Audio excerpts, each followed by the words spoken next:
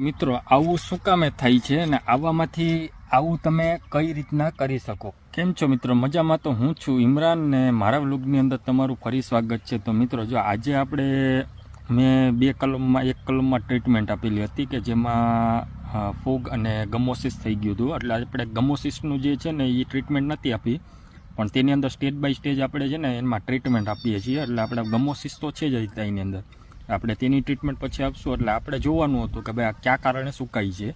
ને આપણે જે છે કે આ એક તમને પ્રયોગ માટે રાખેલી હતી કે જો આ રીતની સુકાઈ જાય છે, આને આપણે કંઈ નથી કરેલું.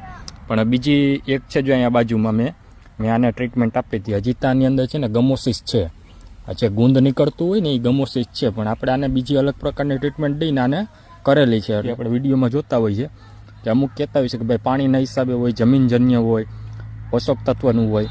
ખેડૂત મિત્રોને ખબર ન હોય કે ભાઈ આ શું પ્રોબ્લેમ આવેલી છે, જો આ બી પ્રોબ્લેમ શું કામે આવતી હોય છે. એટલે આપણે 2 સ્ટેજમાં આનું ટ્રીટમેન્ટ આપી હતી. આપણે આની અંદર આપણે બીજું કંઈ નથી કરેલું કે અહીંથી છે ઉપરના ભાગમાંથી સુકારો આવતો હતો એટલે આપણે કાપી નાખ્યું હતું. પણ આ ગમોસિસ છે, આપણે એની દવા ચીનશું કે ભાઈ ગમોસિસને તમે કઈ રીતનું આને દૂર કરી શકો, આ કયા કારણે થાય છે. જો અમુક હોય છે કે ભાઈ પાણીનો રિપોર્ટ કરાવવો પડશે ને તમારે જમીનનો રિપોર્ટ કરાવવો પડશે.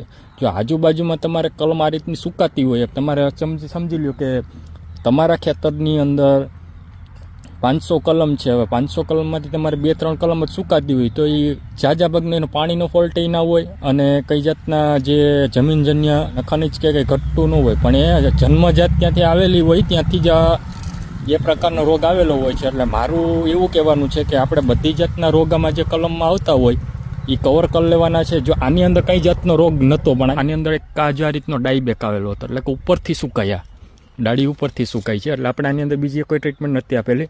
અહીંયા કાપી અને કોપર ઓક્સીક્લોરાઇડનો પેસ્ટ છે અહીંયા લગાડી દીધો હતો. હવે આપણે આની ટ્રીટમેન્ટ કરશું એટલે આ આપણે છે ને સમય જતાં આ કઈ રીતનું તમને કરવું, ગમોસિસ આવે તમારા જો ખેતરમાં તો કયા કારણે આવે છે અને શું કામ આવે છે, આપણે તેની ટ્રીટમેન્ટ દઈને હું તમને બધી વસ્તુની માહિતી દેતો રહીશ. મારા વિડીયોને શેર, લાઇક અને ફોલો કરી દેજો અને લાઇક જરૂરથી કરતો. જો તમારે આ રીતની કોરામણ કઢાવી હોય તો મારા જે પેજ છે એને તમે ફોલો કરતા રહેજો. એટલે હું તમને બધી જાતની માહિતી આપતો રહીશ કે ભાઈ આમાં શું મેં ટ્રીટમેન્ટ આપી હતી ને કયા કારણે આ બધું આટલી કોરામણ આવી છે.